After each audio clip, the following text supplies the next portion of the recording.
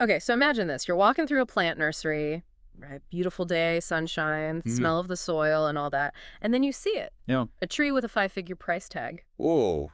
That's going to make you stop and look. Yeah, for sure. And that's what happened to Ang, the author of the blog Notes on Gardening. Oh, cool. In his February 8th post, he writes about seeing this tree, and the price was a crazy MYR 11,800. Wow. Over USD $2,800 for a tree. What could make a tree so expensive? Right, exactly. So let's figure this out. Ang thinks it's a Podocarpus macrophyllus, Okay. also called yew Podocarpus or Buddhist pine. They have a really cool, dense, rounded shape and those needle-like leaves. Interesting. Yeah, I've seen those used in landscaping. They're really pretty, but I wouldn't say they're rare. Yeah, exactly. So why the huge price tag? Well, it seems like the main reason is that this tree grows incredibly slowly. Ah, that makes sense. Time is money after all, Mm. especially if you're growing something that takes years or even decades to get to a certain size. Yeah, that's true. And, Ang's post got me thinking about slow growth in general, like how it applies to not just trees, but lots of things in life. Yeah, I get what you're saying. Like, we're so used to wanting things instantly. But some of the most valuable things, like a big old tree, you need a lot of patience. It's like fast fashion versus something that's made really well and is meant to last. One's quick and disposable, and the other increases in value over time. Exactly. And with this podocarpus, that slow growth makes it big, of course, Yeah. but it also adds to its beauty. Oh, yeah, for sure.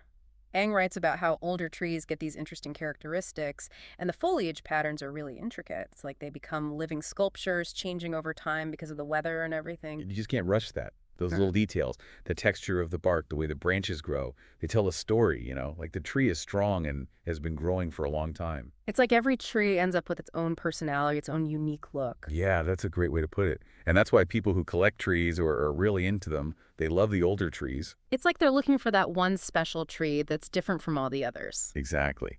And this reminds me of bonsai. You know how they grow those miniature trees? Oh, yeah, that's a great connection. Yeah. I remember Ang mentioned bonsai in his post. So how does this podocarpus work for bonsai? Well, bonsai is all about making these miniature trees, right? So you have to be able to really control how they grow. Yeah, that makes sense. You don't want it growing too fast and getting out of control. Exactly. So a tree that grows slowly, like this Podocarpus, it's perfect for bonsai. You can carefully shape it and prune it over time and make those really detailed designs. So something that some gardeners might see as a bad thing, slow growth, it's actually a really good thing for bonsai. Yeah, it just depends how you look at it, right? What might seem like a problem in one situation could be really helpful in another. It's cool how this one observation about a tree with a crazy price tag has turned into this conversation about time and what's valuable and how beautiful slow growth can be. Yeah, it really makes you think. And this is just the start. Ang's blog is full of these interesting ideas. Oh, I can't wait to keep reading it with you and see what other cool things we find. After this whole conversation, I'm seeing the Podocarpus in a totally new light. Me too. Yeah. And it makes you wonder what other things in the world might seem ordinary, but are actually really special. Maybe we need to slow down and take a closer look. Absolutely. Let's talk more about that as we keep going through Ang's blog and this crazy expensive tree. So, as we're talking about this slow growth and patience, it makes me think about Ang's blog itself. It's kind of like an example of those ideas. Oh, yeah. How so? Well, his blog, qianmeng.org, has been around since 2011. Wow, that's over 14 years of him writing and sharing his thoughts. Yeah, it's amazing. These days, things change so quickly and trends come and go. It's rare to find someone who keeps writing these longer, thoughtful pieces for so long. It's like he's created this digital garden that he's been taking care of for years. Mm-hmm. Each post is like planting a seed that grows into something really interesting. Yeah, I love that analogy. And what's even cooler is that he doesn't just write about gardening. He writes about all sorts of things like software and tech, fish keeping photography, even dieting. It seems like he's really curious about everything and just wants to share what he learns with people. Yeah, exactly. It's like he's saying, hey, come explore with me and let's learn new things together. And that's what makes his blog so fun to read. It's not just like facts and opinions. It's like you get to see how he thinks and how he connects different ideas that might seem totally unrelated. And that kind of brings us back to the Podocarpus and how valuable it is. Like Ang's interests, the tree might seem normal at first, but there's actually a lot going on beneath the surface. Yeah, it reminds us that we shouldn't just look at things on the surface. We should be curious and look deeper. And speaking of looking deeper, let's get back to Ang's Notes on Gardening series. All right, so this is part 442 in the series. That's a lot of I notes. know, right? That number tells you how much he loves gardening. He's obviously been watching, experimenting, and learning for a long time. And that experience is worth a lot. Think about how many different gardening fads he's seen come and go, all the successes and failures he's learned from. It's like he's put years of actually doing it into this collection of stories about his gardening journey. Exactly. And that's why people love reading his blog. He's not just copying stuff from books, he's sharing what he's learned by actually doing it. It's like having your own personal gardening teacher guiding you through all the good and bad stuff that happens when you're trying to grow your own plants. And I really like how humble he is. Even though he knows so much about gardening, he doesn't act like he's the ultimate expert. You're right. He even says that he has trouble growing some plants like those Podocarpus. It makes him seem like a real person and reminds us that even experienced gardeners make mistakes. Yeah, him being honest about that is so important.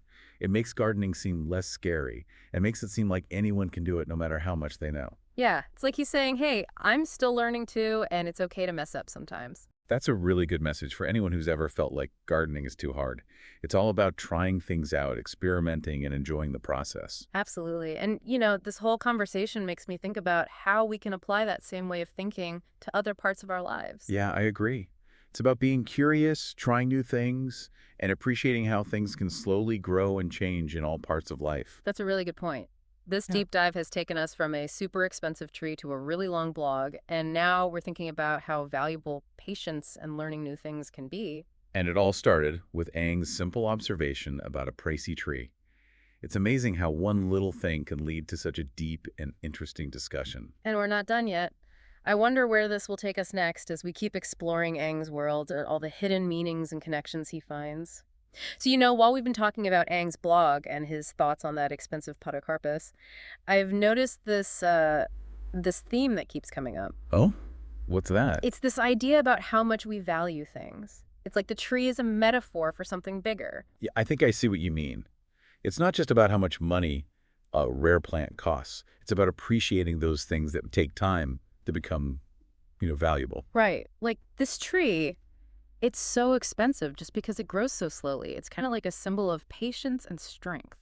It reminds us that sometimes the most valuable things are the ones that happen slowly, the things that need dedication and a long-term vision. Like a good wine that gets better as it ages, or a piece of furniture that's made so well it can last for generations. Those are perfect examples. Yeah. And it makes you think about, in our world where everyone wants things right away, are we missing out on other things because we're so focused on the immediate? That's a really interesting question. Are we not seeing the beauty in things that grow slowly in other parts of our lives? Maybe. Maybe it's the relationships we build, the skills we learn, or even the ideas we let develop over time. This is making me rethink everything. I'm realizing that some of the best things in life, like learning a new skill or having a strong relationship, they take time and commitment. Definitely. It's about shifting our focus from wanting a quick fix to working towards something slowly and steadily for a bigger reward. And thinking about Aang's blog again, it's clear he gets this. He's been working on his blog for over a decade, patiently sharing what he knows with the world. And look at what he's created. It's amazing. It shows how powerful consistency can be and how much you can learn and grow when you commit to something long term. It's really inspiring. It makes me want to approach my own passions with that same dedication and patience. This whole conversation has made me look at those boring plants in my own garden differently. Me too. It's like we've been given a new way to see the world, one that appreciates how beautiful and valuable slow growth is in everything. Maybe it's time we all slowed down a little bit, took a breath, and started seeing the special things that are all around us. Those things that might seem ordinary, but actually have so much value. That's a great thought to end on. This deep dive has been such an amazing journey, and I feel like we've only just started to explore all these ideas. I agree. It's been a pleasure exploring all of this with you. The pleasure was all mine. And a big thank you to Aang from kyeonmeng.org for giving us so much to talk about. If you're looking for a blog that will make you think and spark your curiosity, you should definitely check out kyeonmeng.org. It's a real treasure online.